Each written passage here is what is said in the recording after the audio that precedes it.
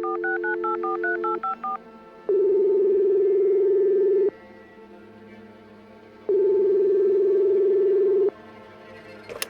had recently broken up with my girlfriend and needed to get away for a while. We had our usual camping spot just past the covered bridge, deep in the Red River Gorge.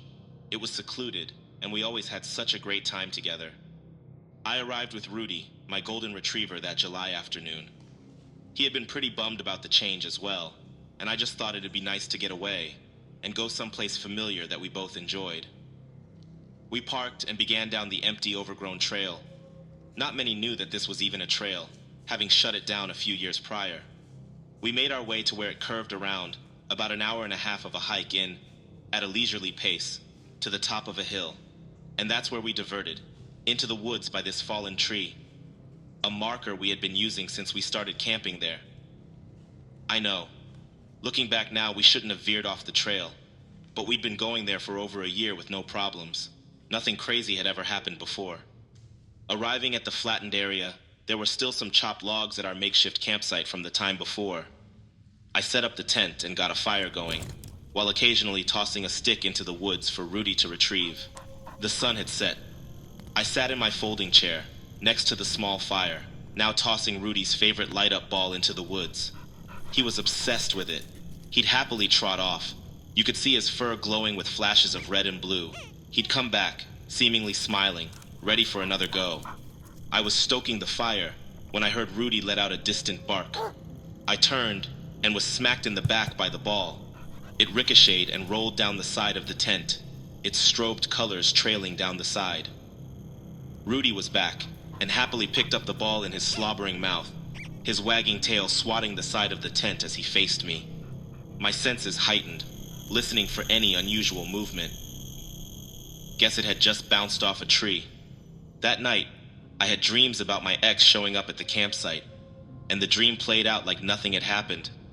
But it changed like dreams do, morphing into the time that we almost lost Rudy out in those woods, the bickering, the panic, the divide between us. When I abruptly woke up, Rudy, the good boy that he was happily panting beside me, basking in the sun from our mesh-top tent.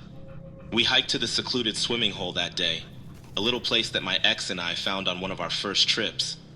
It was seemingly in the middle of the forest, a decent-sized swimming hole fed by a small waterfall over a rock overhang. Skirting the edge of the rocks the one time we got under the waterfall, but we didn't dare go further into that cave. Rudy always loved the water, jumping off the nearby edge, splashing in to retrieve whatever thrown branch. I was getting some good footage of Rudy when I thought I heard something over the sound of the water. Rudy's ears were also perked, looking off into the woods. I listened, studying the surrounding area. Rudy whimpered excitedly, locked on something in the woods. "What is it, boy?" I whispered to him. He continued to stare. His focus was on something deep in the woods. Rudy. Did I hear a voice? I focused my eyes on the tree line. Rudy, come here, Rudy. Rudy was excitedly tapping in place, happily panting with anticipation. Rudy, I got the ball. I was trying to hold him in place. That voice, it almost sounded like my ex, Where's my... but how would she have known? Mia! I hollered, listening for a reply. Over here. Confused was an understatement. The hair on the back of my neck was raised. Something just wasn't right. I grabbed Rudy by the collar, trying to steady and steer him as we hurriedly walked back towards the campsite. Approaching my tent, the light-up ball whizzed past us. Rudy ripped out of my grip, sprinting after the ball, back down the trail. "Rudy!" I yelled, frantically trying to run down the trail. He was barking as I came to the clearing and saw him anxiously pacing at the edge of the pool, whimpering, facing the cave, the flickering ball reflecting its fluorescent blues and reds through the waterfall. A voice echoed from what seemed to be the cave. The voices, they began to overlap. Where's my... Rudy began to back up, his tail between his legs. He dropped to the ground. I'd never seen him so frightened before. I snatched his collar, trying to pull him from his planted position.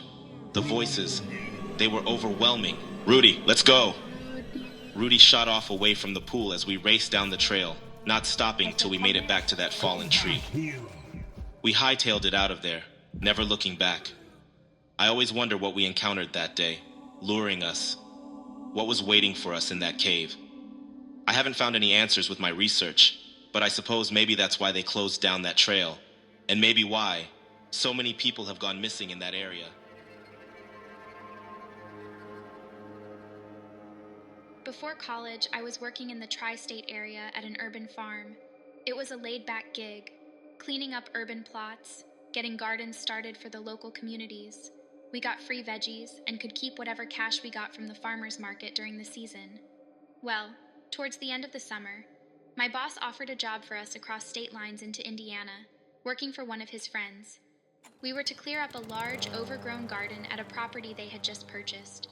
You could tell at one point it had amazing landscaping, with cobblestone pathways, and the focal point being the elaborate fountain in the center. It was an easy job. Our team of 4 worked really well together, and the guys always made it fun. We busted out the job each day and would take a siesta, an hour or so break each day to cool down in the summer heat and go swimming in the river nearby.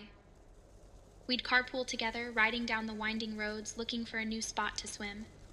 On this particular day, we went a little further out, looking for a more shaded area of the river.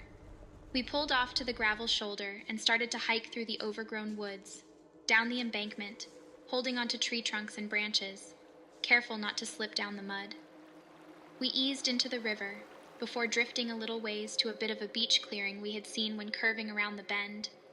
Treading in the water, we realized that we found a deceptively deep area. I couldn't touch the ground, even with arms pointed up jettisoning myself further down. The one guy on our team was pretty fearless, and it was a miracle he didn't get hurt more often with all of his antics. So, of course, he wanted to see how deep the water went. "Dude, there could be like old coins down there," he'd said. The water was pretty clear where we were at on the river, not as much mud kicked up, fogging the water. He took a big gasp before diving down, his legs flailing like a frog, going further into the dark water below. We started to worry, before he popped back up a little further away upriver. He swam back over to us. "Man, I don't know if I can reach the bottom," he announced, winded. My other buddy took a turn, plunging under the water. He seemed to be down there longer. Muddy streaks began to swirl through the water. He emerged, swimming back to where we were clustered. "I don't know, I couldn't—" Levi interrupted him. "What's that?" He pointed below, staring at something in the water. We watched what seemed to be a faint light, blinking in the water. He dipped down, opening his eyes under the surface. "There's something down there," he said, returning to face us. We waded closer to him. I knew it was my turn this time. I took a deep breath, plunging below, gliding further down. Past the dirty swirls, I squinted, taking in the view of a crashed minivan at the bottom of the river, tipped sideways, sliding side door ajar with skeletal remains waving in the current, some still strapped in with their seat belts. It was a horrifying sight. After the sunken vehicle was extracted from the river, we came to find out that it was the remains of a family that had gone missing back in the mid-90s, the case having gone cold, until we went swimming in that secluded, haunting area of the river that day.